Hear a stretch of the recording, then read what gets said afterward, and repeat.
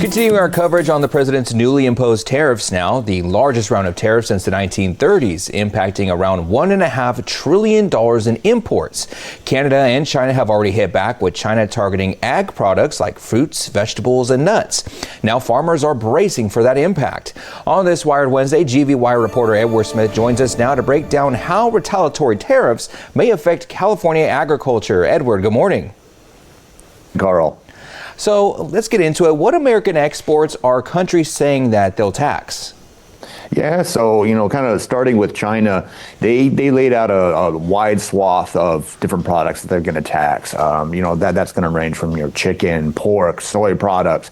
But then they got more specific, and they were talking about nuts and fruits, which is going to hit us closer to home here in the Central Valley. They put a 10% tariff on those. Canada said that they're going to put a wide $20 billion tariff on a wide variety. Now, they haven't been so specific, and growers are still waiting on specifically what they're going to do, but they are anticipating some kind of action against agricultural products. The EU hasn't been so clear on what they want to do when it comes to ag, but they're also expecting tariffs there. And then Mexico will be coming out with their tariffs on Sunday. So we hear a lot about how the bigger organizations are relying on foreign markets and their imports and stuff, but specifically, how do California growers rely on the foreign markets? Yeah, that'll vary from crop to crop. So you look at your fresh fruits; those can be anywhere from 25% to 30% of the crop goes overseas. But when you look at tree nuts, almonds, pistachios, as much as 75% can be sent abroad. They rely heavily on selling to those foreign markets, so that they need to, when they have an oversupply, when they've got surplus, they need people to sell it. They can't just sell domestically; they need to be able to send those abroad. So when those ports get shut down, or when they have to charge more, they've got to compete more with other countries, it gets difficult.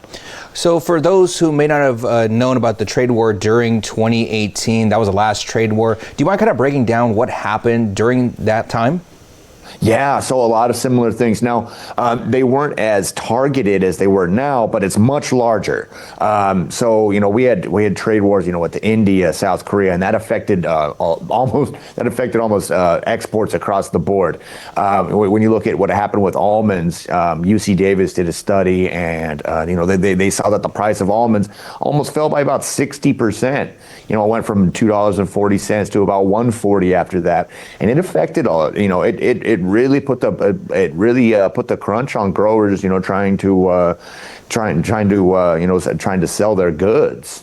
So final question here. We did talk about the export side of the factor, but how are these tariffs affecting the agricultural imports side?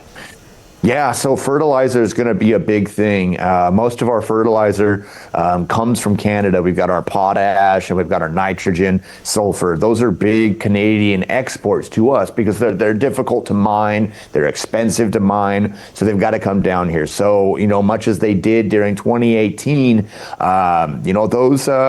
those fertilizer costs, those input costs could grow quite a bit. We'll definitely see those price tags and see how much of a difference they'll make. Edward Smith with GVWire.com. Thank you so much for joining us on this Wired Wednesday. Great day. We'll be right back.